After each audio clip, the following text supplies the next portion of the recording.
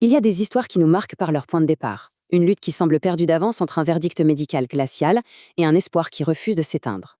C'est exactement l'histoire de Gurum, un petit chien pékinois dont le parcours nous amène à questionner notre approche face à la maladie.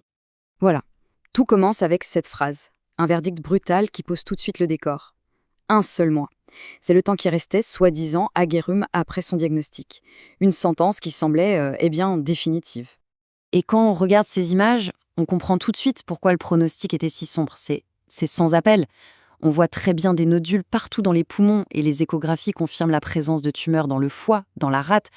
Le cancer avait littéralement tout envahi. Ok, donc pour bien comprendre, revenons sur cette situation de départ. Face à un tableau clinique aussi lourd, la question n'était même plus de savoir comment se battre, mais s'il y avait encore une raison de le faire. Le nom du coupable, c'était ça, un mélanome malin. Il faut savoir que c'est une forme de cancer réputée pour son agressivité. Et dans le cas de Guroyem, le problème, c'est qu'il était métastasé. Ça veut dire quoi? Ça veut dire que le cancer voyageait dans son corps, créant de nouvelles tumeurs un peu partout. Et là, on a la preuve en images. C'est très concret. À gauche, l'échographie du foie qui montre de multiples grosseurs. À droite, celle de la rate, c'est pareil. On parle bien d'une invasion systémique, ce qui rend les traitements classiques très, très compliqués. Et donc face à ce mur, une décision assez radicale a été prise. Sortir des sentiers battus. L'idée, c'était d'éviter les traitements à haute toxicité, comme une chimiothérapie lourde, qui aurait pu anéantir la qualité de vie de Gurum, sans aucune garantie de résultat. C'est là que ça devient vraiment intéressant, parce qu'on touche à une différence de philosophie. La chimio classique, c'est un peu la politique de la terre brûlée. On bombarde toutes les cellules qui se divisent vite, les bonnes comme les mauvaises. La thérapie métabolique, elle, est plus une stratégie de siège. On ne cherche pas à détruire directement, mais à rendre l'environnement invivable pour le cancer. Alors, comment ça marche concrètement, cette stratégie? L'idée de base, c'est d'exploiter les faiblesses du métabolisme si particulier des cellules cancéreuses. Pour le dire simplement, il s'agit de les prendre par la faim. Cette approche, elle s'articule autour de 3 piliers qui agissent en même temps.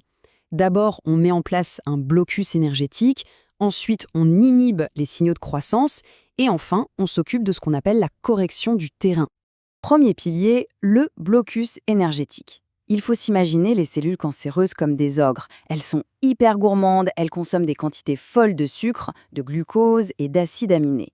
L'idée, c'est donc de leur couper les vivres, tout simplement. Le deuxième pilier, c'est de brouiller les communications internes du cancer. On va bloquer des signaux bien précis, comme le stade 3, qui donne l'ordre à la tumeur de grandir. Et chose fascinante, on bloque aussi leur plan B, leur mécanisme de survie d'urgence, qui s'appelle l'autophagie. En gros, c'est quand elles commencent à se manger elles-mêmes pour survivre. En bloquant les deux en même temps, on les affaiblit énormément. Et enfin, la troisième étape est plus globale.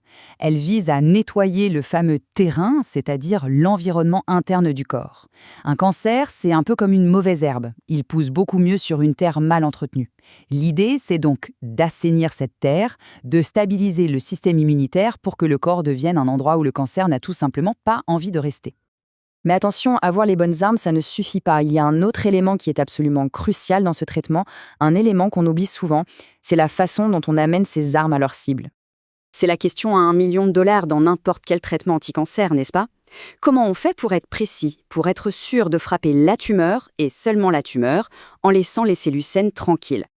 Eh bien, la réponse, elle se trouve dans un domaine de recherche qu'on appelle le DDS, pour Drug Delivery System.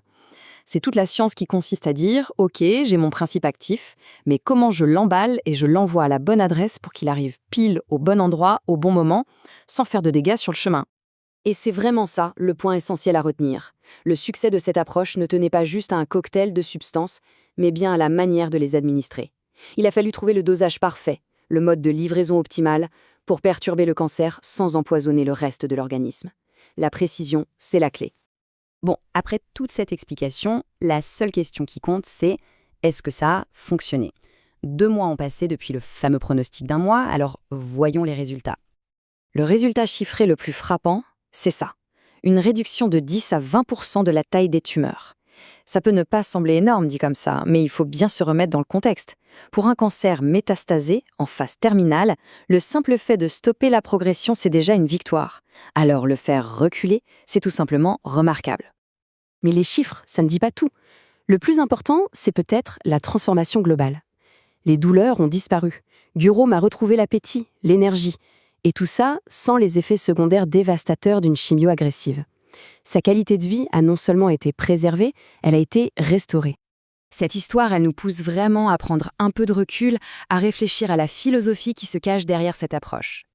Et cette phrase du vétérinaire qui s'occupait de Gurum résume tout parfaitement. L'idée, ce n'est pas de mener une guerre totale et destructrice. C'est plutôt de réaccorder l'organisme, de le rééquilibrer pour qu'il devienne par nature un lieu inhospitalier pour les cellules cancéreuses. Et c'est sur cette question que nous laisse l'histoire de Gurum, qui est passé d'un pronostic d'1 mois à une vie de qualité retrouvée. Et si, plutôt que de chercher des armes toujours plus puissantes, on se concentrait davantage sur la compréhension et la modification du terrain sur lequel se joue la bataille? C'est une perspective qui, je trouve, mérite vraiment qu'on s'y attarde.